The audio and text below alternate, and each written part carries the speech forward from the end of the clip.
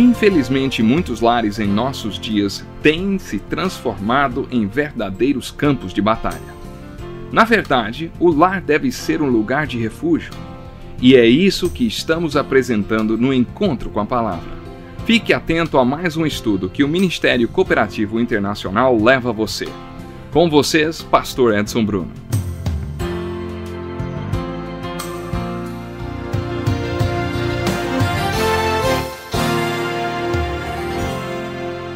Que momento especial esse de estarmos juntos para mais um programa Encontro com a Palavra. Hoje continuaremos a observar o que a Bíblia ensina sobre casamento e família. Continuando a falar sobre o que pode interferir na comunicação no casamento, veremos os fatores psicológicos e a interferência deles na comunicação do casal. Na lista que foi feita a partir dos problemas que os casais enfrentam, aparecem muitas coisas. Se o seu parceiro está deprimido ou é muito nervoso, como eu era no início do meu casamento, a comunicação entre vocês ficará prejudicada. Um dos parceiros pode projetar no outro a raiva que tem de si mesmo. Lemos na Bíblia que isso foi o que aconteceu com Caim.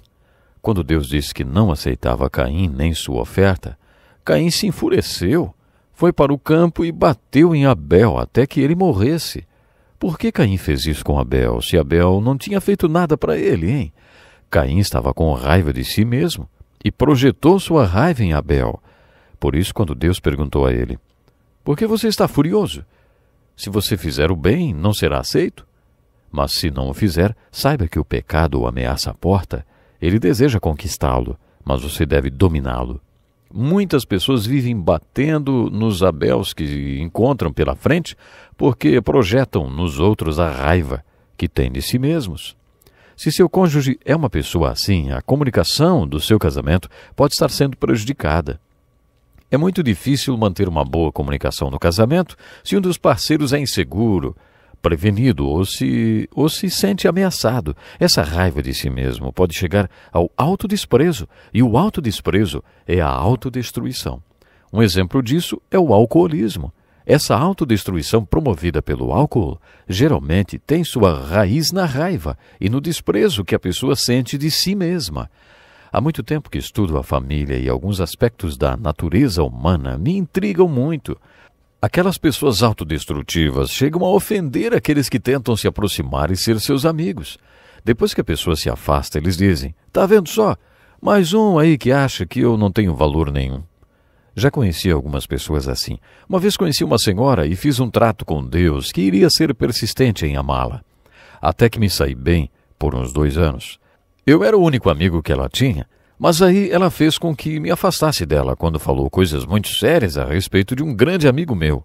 Fiquei bravo com ela e disse, nada do que você está dizendo é verdade. Isso foi a gota d'água para que ela explodisse. Tivemos que voltar para a igreja no mesmo carro, cada um olhando para um lado. Um desastre. E a única coisa que ela disse foi, viu, você também não gosta de mim?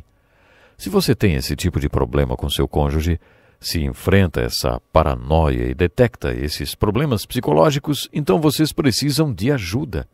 A relação de vocês estará prejudicada até que a pessoa busque ajuda. A parceria fica doente quando um dos parceiros está doente. Existem alguns trechos na Bíblia que poderão ajudar você a conviver com uma pessoa com esse tipo de problema. Ouça esses conselhos que o apóstolo Paulo deu em sua segunda carta a Timóteo, capítulo 2. Evite as controvérsias tolas e inúteis, pois você sabe que acabam em brigas. Ao servo do Senhor não convém brigar, mas sim ser amável para com todos, apto para ensinar, paciente. Deve corrigir com mansidão os que se lhe opõem, na esperança de que Deus lhes conceda o arrependimento, levando ao conhecimento da verdade, para que assim voltem à sobriedade e escapem da armadilha do diabo, que os aprisionou para fazerem a sua vontade. Pode ser que você esteja casado com uma dessas pessoas difíceis de se conviver. Ela foi aprisionada por Satanás e você não consegue libertá-la. Só Deus consegue. O que você pode fazer é manter o fruto do Espírito mencionado nesse texto: amabilidade, mansidão e paciência. O fruto do Espírito através do qual você vai deixar a porta aberta para Deus agir e fechada para o diabo. Assim você poderá falar e será ouvido, e a verdade libertará seu cônjuge.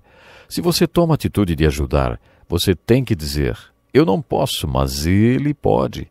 Deus dará a outra pessoa o espírito do arrependimento que a levará ao conhecimento da verdade. Seu parceiro precisa conhecer a verdade. Quando isso acontecer, Deus lhe dará o espírito de arrependimento. Então ele vai aceitar, será liberto das garras do inimigo. O problema é sério e é assim que você o combate, mantendo o fruto do Espírito e deixando Deus trabalhar através de você. É assim que seu parceiro será liberto das garras do inimigo. É assim que você deve agir com alguém que tem problemas psicológicos que prejudicam a comunicação entre vocês. Outra estratégia é fazer a oração que Jesus fez na cruz. Pai, perdoa-lhes, pois não sabem o que estão fazendo.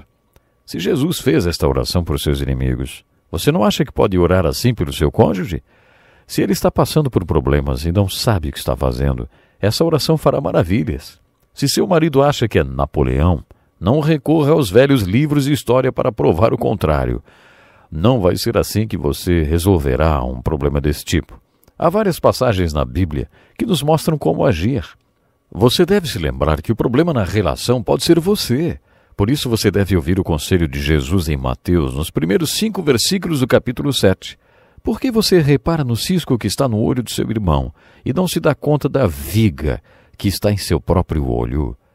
Paulo dá outro conselho em 1 Timóteo, capítulo 4, versículo 17. Atente bem para a sua própria vida e para a doutrina, perseverando nesses deveres, pois agindo assim, você salvará a si mesmo quanto aos que o ouvem. Também podemos aplicar este versículo ao casamento. Se você anda na palavra e a pratica, experimentará a salvação e poderá ser um veículo de salvação para essa pessoa difícil com quem você vive. Concluindo, eu gostaria de falar sobre comunicação na família.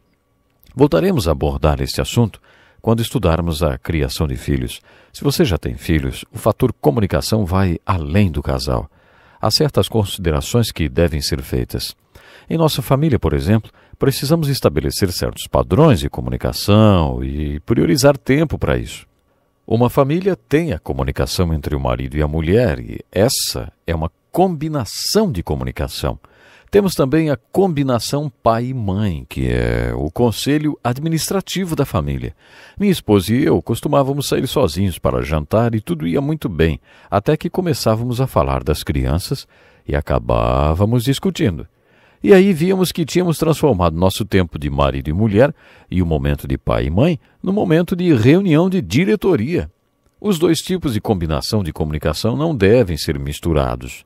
Outra combinação é pais e filhos. Houve momentos em que senti necessidade de reunir só eu e meus filhos, sem a mãe deles por perto, principalmente quando eles não a estavam tratando como deveriam ou estavam insatisfeitos com alguma coisa. Era um tempo meu com eles, para que eles se abrissem e falassem o que quisessem. O mesmo se aplica à mãe. Ela também deve ter momentos a sós com os filhos, sem o pai. Os filhos são diferentes um do outro. Por isso, eu também separava um tempo a sós com cada um deles e encorajava minha esposa a fazer o mesmo. Depois separávamos um tempo com todos os filhos juntos, sem nós, os pais. Nossa casa é comprida e tem um corredor com várias portas, como um navio. Eles se reuniam em um dos quartos, em uma ponta do corredor, enquanto nós dormíamos sossegados em nosso quarto. Tínhamos aquele momento com eles e depois adorávamos vê-los juntos, sem nós. Cada um deles juntos formava então uma outra combinação, irmão com irmão. Entretanto, a combinação mais importante de todas é a primeira, marido e mulher. Sei que isso pode ser discutível, mas eu tenho pelo menos 2 razões para dizer que essa combinação de comunicação marido e mulher é a mais importante. Eu vou dizer por quê. Você já ouviu a história de um homem que perguntou: como você conta para sua mulher que convidou seu chefe e alguns colegas do trabalho para jantar? E o outro respondeu com a pergunta: como os porcos espinhos se abraçam? Com muito cuidado. Então eu conto para ela com cuidado. E você sabe como os porcos espinhos se abraçam? Já disseram que é quando está frio à noite, quando eles querem se esquentar? Eles precisam tomar cuidado para que um não espete o outro. É assim com a comunicação. A comunicação é um processo de enviar e receber. não consiste apenas no envio, mas também em como é recebida.